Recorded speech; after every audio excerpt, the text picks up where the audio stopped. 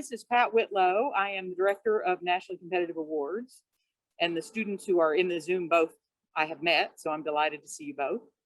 And I'm introducing Ben Troop, who was a student at UK, who was our very first Pickering Fellowship recipient, and he used that to go to graduate school at the George Washington, right? The one and only George Washington University, and he did an MA in security policy. And he is going to be leaving, I don't know, in a matter of months or next year. He is going to be in Guinea, and that is where his diplomatic assignment will be, and I will let him talk about it further. But he got his BA in philosophy here at UK, a minor in political science. He was particularly interested in the environment and environmental philosophy. So you might not think that's a completely natural fit for the Foreign Service, but he also did a lot of international work when he was here at UK.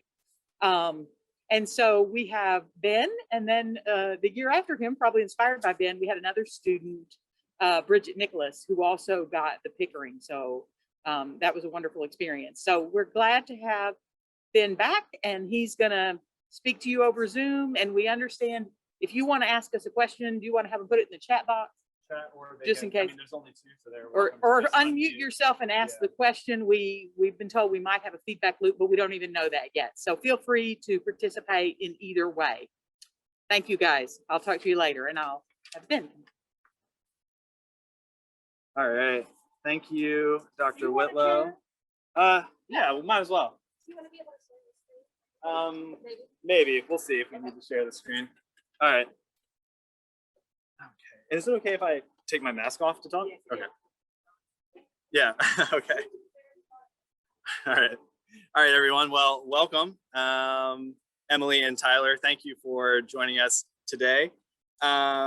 So obviously both of you are probably interested at least somewhat in either the Foreign Service, the Pickering or Rangel fellowships, careers in international affairs, something of that nature. So today I want to talk a little bit about both the Foreign Service, what it's like to work for the Department of State, the opportunities that are available to you, both whether it be as a fellow or as well as the other opportunities at the State Department, from internships all the way to being a contractor for the department. And then also kind of what's the selection process for the Foreign Service normally? What's the selection process for the Pickering Fellowship, which I was a recipient of? And then I'm just going to wrap up a little bit with some tips that I would recommend to anyone who's interested in applying for a fellowship at the State Department, or even just being out there in the world applying for jobs or other fellowships or scholarships. Okay, so Dr. Whitlow said a little bit about my background. I did graduate from the University of Kentucky in 2017. I received my degree in philosophy, and then I went on to get my degree in security policy at the George Washington University Elliott School. While I was at the Elliott School, I had the opportunity to also work as a contractor for the department at the department's Foreign Service Institute. It's the training institute for all diplomats, civil service, and other foreign affairs agency employees. During that time, I also had the opportunity to intern as a part of the Pickering Fellowship in the Bureau of European and Eurasian Affairs in their Policy and Global Issues Office. So why the Foreign Service for me? Well, for me, it really started in the summer of 2017. I had the opportunity to do an internship at the US Embassy in Berlin in the public affairs section there. And it was completely transformative for me. It was definitely one of those moments where you know what you think you want to do in your life, and then you get a taste of something and you're like, this is it, and you just know it. And so I remember I returned to UK very eagerly that fall, went right into Dr. Whitlow's office and said, here's this fellowship. It's called the Pickering Fellowship.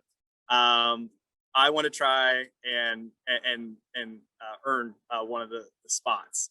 And so we worked diligently together over many months, and I was lucky enough and grateful enough to receive one of the at that time only 30 spots. So let me talk a little bit about what the Foreign Service is. And I'm not quite sure if you both know a lot about the Foreign Service. Sometimes there's a lot of myths, or sometimes people misconstrue what the Foreign Service actually is. And so in essence, the Foreign Service is the professional diplomatic corps of the United States. So we're not all ambassadors, and not all ambassadors are Foreign Service officers. Actually, about 30 to 35% of ambassadors are political appointees selected by the president. And so the Foreign Service are the bureaucratic employees of the State Department who conduct foreign affairs on behalf of the United States government. And we do that both here in Washington. Well, sorry, we're not in Washington. And so, right, so we conduct the affairs both in Washington with the many embassies that represent almost every country in the world that are located here in the United States in Washington. And then also at all of our embassies around the world. And so we wear dual hats at the Foreign Service. We both work in Washington, and then most of the time we're overseas at one of our embassies. So for me, in August, I will be going into my next assignment in Conakry, Guinea, which is in West Africa. There I will be the Assistant Public Affairs Officer in handling the cultural affairs and press portfolios for the embassy and for the mission at large. So the Foreign Service is broken up into different types of cones and specialties. And I don't want to get too far into the weeds about what's the difference between each. But in essence, you have Foreign Service generalists, which is what I am. And generalists have a cone. It can either be political, economic, public affairs, consular, but in essence, those types of officers work in HR departments across the world and at the department. They also handle all of our general services like carpool and all of those types of things. And they also work very closely with the embassy security as well. And then, of course, we have our consular officers who do consular work. So whether it be American Citizen Services or whether it be doing visa interviews for foreigners who wish to travel or to live in the United States. Then we have our econ officers. Econ officers work on economic issues, everything from health and the environment to just commerce and business relations between American companies and foreign companies. Our political officers work on political issues. I don't think I need to explain much about what those can be, but anything from, is there a coup d'etat in the country? Is there, what's the president's view of the United States and how should the United States work with this country, at least politically? And then we get to my type of officer of cone, which is public affairs. And we handle both cultural and press matters at the embassy. And cultural affairs is our many exchange programs across the world, whether it be Fulbright, the International Visitor Leadership Program, IVLP, or the Mandela Washington Fellowship, or YALI, as it's called for those countries that pertains to. So that's kind of an overview of those types of the different cones. Then the Foreign Service has its specialties. And I'm not a specialist in the different types of specialties, but in essence, these are individuals who do one specific type of work, whether it be as a tech, for example, like handling all of the embassy's technical capabilities, whether it be an RSO, or regional security officer, they handle all of the security for the embassy, or whether it be an office management specialist, someone who works in different offices, managing the office and all the logistics for each different type of office at the embassy. And those individuals, again, travel around the world just like generalists, take on those jobs, but they do a specific set of tasks at each of those jobs. Whereas a generalist, we're trained and can do any job within any of the cones. So that's the main difference between the two. So that's a little bit about the Foreign Service and kind of how we're split up and where I fall within that hierarchy. And so very quickly, how do you become an FSO? The normal route. So the normal way of becoming an FSO is first you need to choose a cone. So determine what type of cone, like I said, econ, poll, public affairs, one of those types of cones or others. Figure out which one makes the most sense for you, what fits your personality, your interests, and your career. And once you do that, then you can apply. And so you apply by signing up for the Foreign Service Officer Test, or the FSOT. And when you do that, you also submit an application that includes a personal narrative questionnaire, which is a combination of different questions about your previous work experiences, your motivations for joining the department. And then if you pass the test and your personal narrative is accepted by the department, then you will take the Foreign Service Oral Assessment, the FSOA, which is a 3-part interview in Washington. And then at the end of that, if you are selected by the panel at the FSOA, then you will go through the clearance process. There are 3 different types of clearances: your security, suitability, and medical. And if you are cleared and selected, you're not done yet. You go on a registry of everyone who has passed. You have a score, and that score is a living number, and the list is living. So for example, if someone scores higher than you, but they interviewed after you, they can move above you in the list of people who could be pulled to become Foreign Service officers. So it's always best to get the highest score possible in order to get pulled off the list with the greatest probability. And you can stay on that list, it's called the register, for 18 months before your name is removed. And then you have to start the process over again. So that is what it's like to apply for the Foreign Service normally. Now, let's talk a little bit about fellowships, because it is quite different for those that receive fellowships. So there are 2 major fellowships for individuals that want to become generalists. And there are many different types of fellowships at the department for both specialist tracked individuals, but I'll talk a little bit about the generalist side, since that's where my background is. So the 2 are the Pickering Fellowship, which I was a recipient of, and then the Rangel Fellowship. And in essence, they're the same fellowship, named for Charles Rangel and Thomas R. Pickering. The only difference is the Rangel Fellowship, during the 2 internships that they have, one is on Capitol Hill and the other one is at an embassy abroad. Whereas the Pickering Fellowship, your first internship is domestically at an office in Washington, in the department, and then the other one is overseas at an embassy. The reason is Thomas R. Pickering is one of the most famous diplomats in American history, career ambassador of the United States Foreign Service. And so for those selected for that, both of your internships are with the State Department, whereas Charles B. Rangel was a member of the House of Representatives. And that's why those individuals selected for that do an internship on the Hill, because it's important for them to understand the other branch of the government. So that's really the only difference between the 2. Since I was selected, they've actually increased the number of recipients to 45 per fellowship. And you can only, I believe, now apply for one of them. So you have to choose either you want to apply for Pickering or Rangel. I do not think you can apply for both. They also changed when you apply. So right now, the deadline for applications for 2021 for Pickering and Rangel is around mid to late October. So keep an eye out on their websites. If you just type in Google, Pickering Fellowship, I believe it's pickeringfellowship.org is the website, and then I think it's rangelfellowship.org as well. They will post the application due dates probably sometime in the summer of this year, but just know that they're due in that mid to late October period.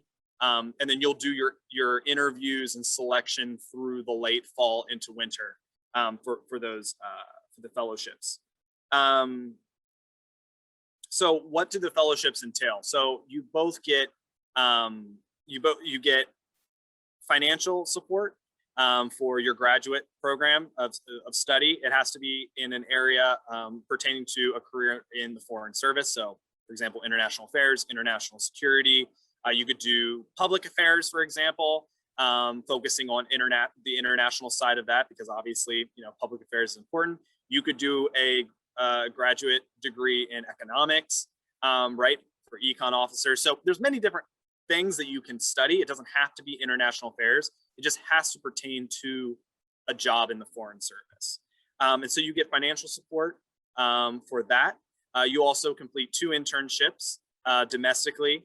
Well, one domestically, one abroad, depending on which fellowship you receive. And then you get a different track of entry into the Foreign Service. So how it works for us is, in lieu of the personal narrative that you have to submit with your application, the department deems the application and selection process for the Pickering and Rangel Fellowship to be equivalent to the personal narrative. So you don't have to do that, but you still have to take the Foreign Service Officer test, and you also still have to take and pass the Foreign Service oral assessment. So you still do almost all the steps as our other colleagues, minus that personal narrative. And so, keep that in mind, that you're getting the opportunity to enter a different way than others.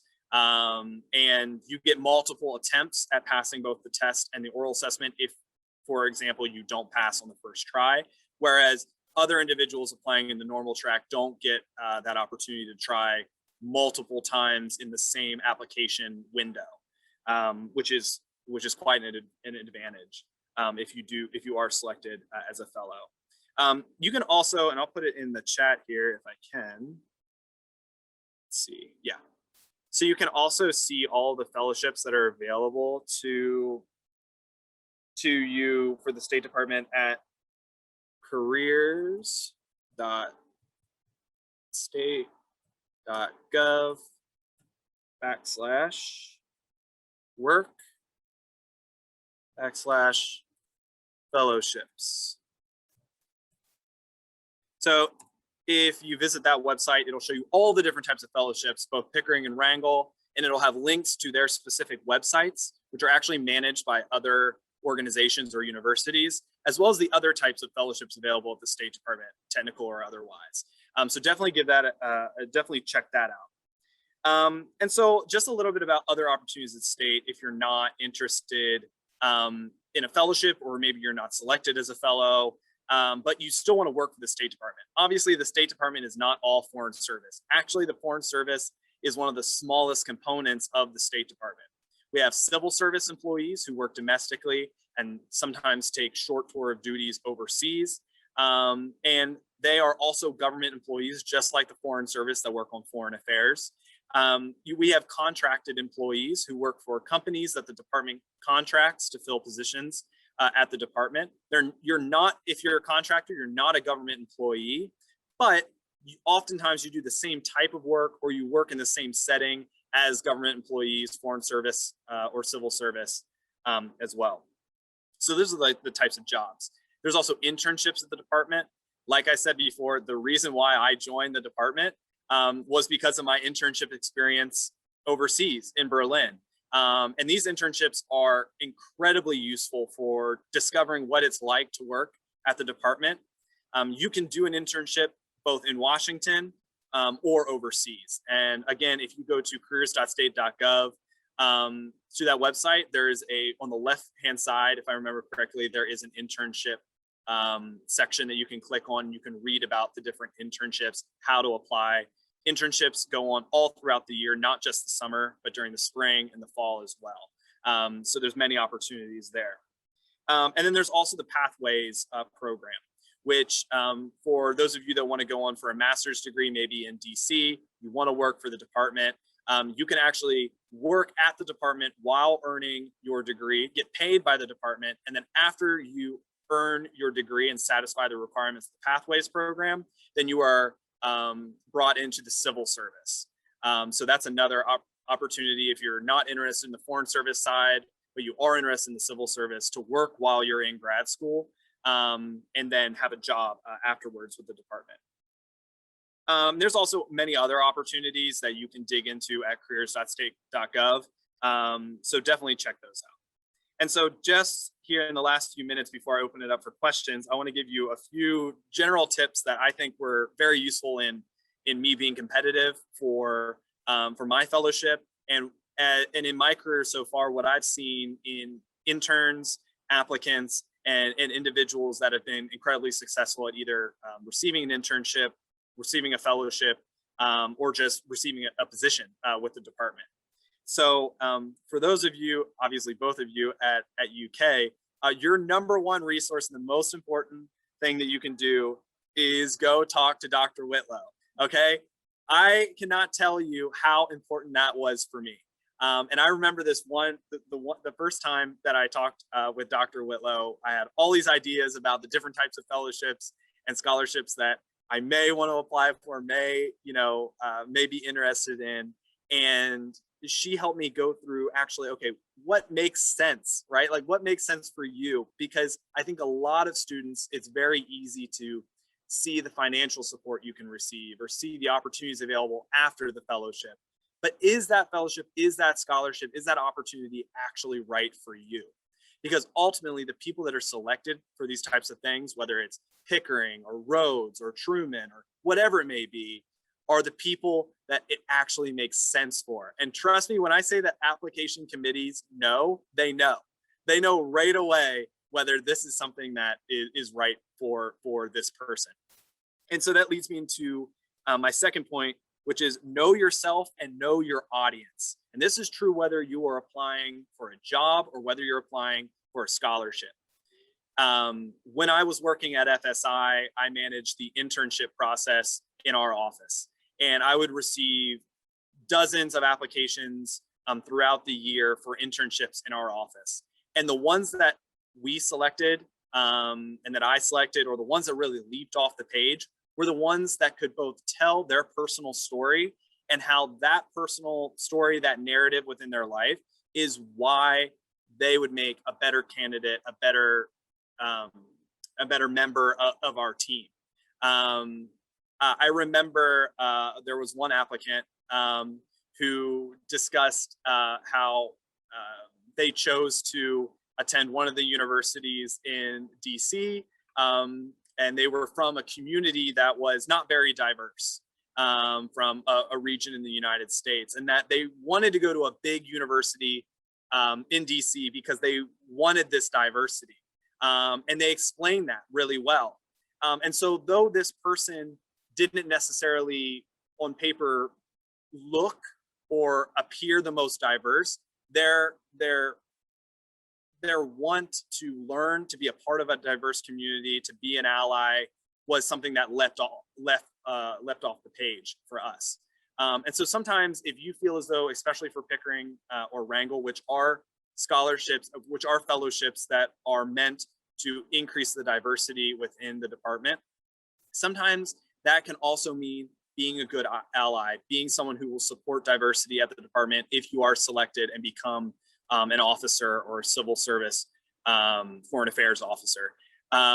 So understand that diversity can be many different things. It can be whether you're from Kentucky, a region which often, a state which oftentimes is underrepresented at the department. Or maybe you're from a religious background that is diverse, right? It can mean many different things. So understand yourself, understand your story. And if you can do that and articulate that well, I guarantee you the committee will look at you in high regard. And then also know your audience, know what they are looking for, right? It goes apart with understanding what type of fellowship is right for you, right? The committee is trying to select individuals that fit the criteria or the type of portfolio that they want from the fellowship. So understanding that will help you whenever you're applying and trying to contemplate whether it's the right choice for you. And then at the same time, don't be discouraged and maintain a pace, right? If I got discouraged after every time that I didn't get something that I wanted or thought that I was highly qualified for, you would be, I wouldn't be where I am today. I remember I went through the Truman process with Dr. Whitlow and was devastated whenever I wasn't selected. I thought, oh yes, the Truman is exactly what I want. It's exactly the scholarship for me. This is my, we often convince ourselves into this is like the destiny, right? You start to see your life with it and you're devastated afterwards. But that doesn't mean give up. And I remember Dr. Whitlow told me that every time that she's seen this happen, someone who is qualified, someone who maybe would receive it one year, but maybe not the other, that if they keep working, if they keep trying, a door will open. And that is exactly what happened for me with Pickering. I didn't receive the Truman, went overseas to Berlin, figured out, oh my gosh, actually, the Truman is not what would have been best for me because I want to be a foreign service officer. And the Pickering is exactly the fellowship for me. And so I came back and, I was lucky enough to receive one. So don't get discouraged just because you're not selected. You are qualified. Be confident and know that even though one door may close, there are many that are still open, and there are many that you probably will that you probably can take. So just don't get discouraged. So those are my 3 big tips for you. Are there any questions that you have about fellowships, the department? It can be anything from working at the department, how my experiences at UK helped me out. I'm all ears. You're welcome to unmute. You can also type in chat if we have any issues with that. Hey, Tyler. Hey. Yeah, thank you so much for taking your time to share your perspective with us. It's really, really helpful. Sure. I have a lot of questions. So, well, the foreign service, first of all, is something I'm interested in, like outside of Pickering. I'm at the Patterson School right now.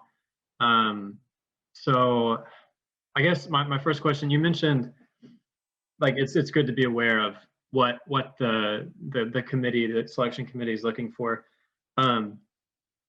So in your experience, what are some major things there? Are they looking for someone who's like fit for the foreign service specifically? The fact that it's a grad program, or they're looking for people with a certain background, certain experiences. What can you give any input there? Yeah. I'm sorry. It's just a little quiet on my end, but I'm pretty sure I understood your question. Correct me if I'm wrong. So foreign service in general, what are the types of things? What's the type of background that is most successful, or what can get you most into a career in the foreign service? Sorry, for the Pickering Fellowship specifically. Oh, for the Pickering Fellowship. Sure. Yeah. So like I said, the Pickering and Rangel Fellowships are meant to be a diverse representation of the U.S. A large critique of the department is that the department oftentimes does not represent the diversity that actually exists in the United States. That's both racial, religious, regional, ethnic, all the different forms of diversity, sexual orientation, right? All these different forms of diversity are often not represented well, especially within the foreign service, which is counter to the point of the foreign service. We're supposed to be the face of the United States. And so, like I said, your diversity can be many different things. And in the process for applying for the Rangel or Pickering, you definitely need to bring out why that diversity is both important and also what type of diversity you bring. So for me, I'm not someone that typically, when you see me, would say that's a diverse, individual. But again, a lot of times it can be discussing why you will be a good ally, for example, of diversity, why you will help support the diversity and inclusion efforts at the department. So, that's something that I stressed very strongly in my application. And that I was also aware of my privilege, and that I needed to, that being a part of a fellowship, a part of a community that would help me, be a part of a team that was diverse and could also help me learn about the different types of histories that people have, was incredibly important. So that's what I stressed. And so, that may not be what you need to stress, or you may have other aspects of your life that would be just as, or even more applicable. But yeah, so I would say just reflect a lot about what makes you a diverse individual. Are you from Kentucky? I'm from Alabama. From Alabama, right. So, yeah. Typically in the department, people from the southern region oftentimes are underrepresented. There's this saying within the department of pale male Yale. And that's not necessarily true today. The department definitely is changing. The efforts of both previous administrations and the current to improve the diversity and inclusion of the department have have been definitely important. And the Pickering and Rangel are two fellowships that do just that. But that has been a critique in the past. So yeah, definitely. If you're from Alabama, talk about your experiences, being an Alabamian. Is that correct? Is that the way you say it? I think it like Alabama and Alabamian. I think both are. Alabamian. Okay. Yeah. But yeah, so yeah, that could potentially be something that you could bring out in your application. Sure. Okay. Thanks.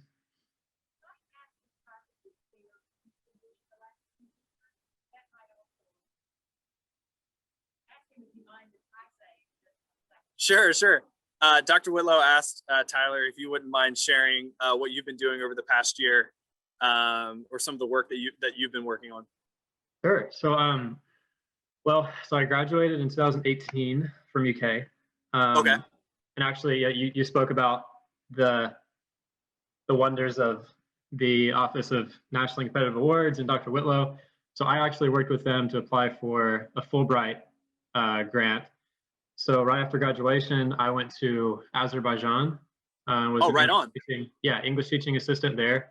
It was great because I was in Baku, so I got to be alongside like the embassy workers and get to see a little bit of what goes on behind the scenes there. I actually got to renew my grant. It was like a crazy last minute thing. So I was there 2019 going into 2020 and had to come home because of COVID. But then applied to the Patterson School at UK and got accepted. So I've been in Lexington. This is my second semester now. So I'm studying diplomacy and international commerce at the Patterson School. Oh, that's amazing. That's amazing. That's for your master's? Right. So one thing I would say, and I'm not sure, I would definitely check the Pickering and Rangel pages. I'm not quite sure if individuals who are currently in a graduate program or have received a master's degree, if they can apply. I would definitely check that out. But given your background, you still are definitely qualified to serve in the Foreign Service. So I'm glad to hear that experience. I actually, one of my we call them cohorts whenever you're selected into the fellowship, but one of my cohort members who just finished what we call A100, which is our kind of diplomatic boot camp, if you will. At the end of that, we receive our first assignment. That's called on Flag Day, and he's going to be in Baku. Really? Which was a high choice for him. So he's very excited about that. But that's amazing. And I think that it's important. Anyone who listens to this, and I think Tyler can probably attest to this too, that my experience in Berlin, I always say, and trust me when I say diplomats will tell you this very quickly, if you go and do an internship or you work in a place like Western Europe, or maybe places in Asia like Japan or Korea, right? Like, they are the most diplomatic that you can imagine, right? You're going to parties, and it's very, you can fall in love with the Foreign Service very quickly. But when you go to places that maybe are a little bit more difficult, or maybe are very foreign to you, maybe they don't speak the language, the culture is completely different. Somewhere like Azerbaijan, where, right, you get this trade-off where the culture is completely different. Language, may not know the language. Those types of experiences can show you what it oftentimes is really like to be a part of the Foreign Service. Because, for example, I'm going to Guinea, and it is going to be very different than anything that I have experienced before, living and working there. And I'm excited about that. But I often tell people that if you think you're going to join the Foreign Service and only work in places like Paris, Tokyo, Buenos Aires, yeah, you have the opportunity to do that, but only a few times in your career. That you also have to be just as excited to work in places elsewhere in the world. That maybe until you apply, or maybe until you get selected on your Flag Day, that you couldn't even point out on the map. That's what's really fun about the Foreign Service, in my opinion. So I always recommend that. But it sounds like, Tyler, you definitely have a great experience there, and also with the Fulbright program, because a lot of what we do in my portfolio is exchange programs like Fulbright. Obviously, bringing for me, we'll be bringing Ghanaians to the United States, and then but you've had that experience too. So that's amazing. I hope you think about doing the public affairs cone, because you already have a great experience there. Yeah, well, it was. I think like that experience for sure was it influenced my decision to go back to grad school and like look into the foreign service more. I actually do have an internship hopefully lined up with the embassy in Sarajevo this summer. Oh, great. Um, they're all virtual, so I won't get to be there physically, but looking forward to learning, like getting to talk with people and get a little more experience of what goes on. I'll be in the economics division, so really looking forward to that. Yeah, definitely. The internships, and honestly, COVID has been obviously incredibly difficult for everyone, both, who work for the department, whether you're an intern or not. But, if I were someone that was thinking about doing an internship and was bummed out that you couldn't actually do it in person because of COVID, it's actually a great opportunity to do the work and get those experiences beforehand, especially in your grad program. Like I said, and something I should say too, if you're interested in the foreign service and you're in your second semester at the Patterson School. That's right. Mm-hmm. So you can start applying for the foreign service right now. Right? Like the only requirement for entering the foreign service is that you're 18 and I believe have a high school diploma or GED. So anyone can apply. And it's very true that people come from all sorts of backgrounds of education. There were people in my A100. There was one person who was a ballerina, a professional ballerina. There's other people who maybe were, worked on Wall Street, for example, or maybe there's people that worked, in other types of industries, like maybe engineering or whatever. So, or pilots, military. There's a lot of former veterans that apply for the foreign service. So, there is no education requirement, though definitely a background in international affairs or a heavy interest in it is definitely important. You don't need to have an MA in IA. You don't need to have a bachelor's in it to be selected. Like me, I had a philosophy degree. So great. Any other questions, Tyler, Emily?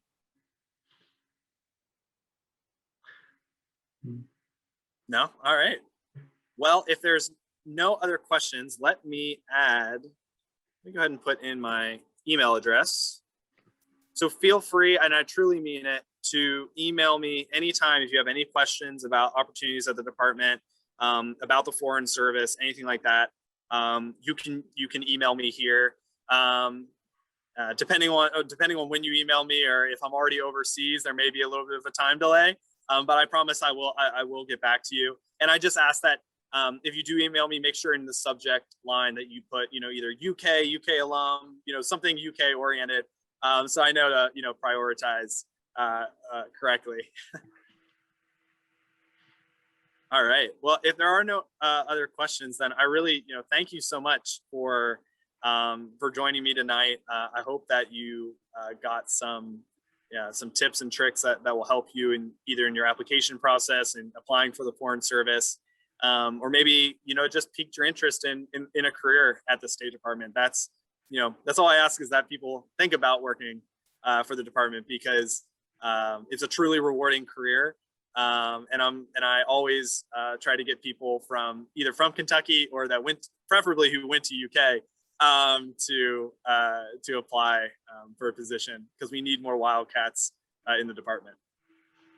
Well, great. Well, thank you, everyone. You have a great night. Thank you. You too.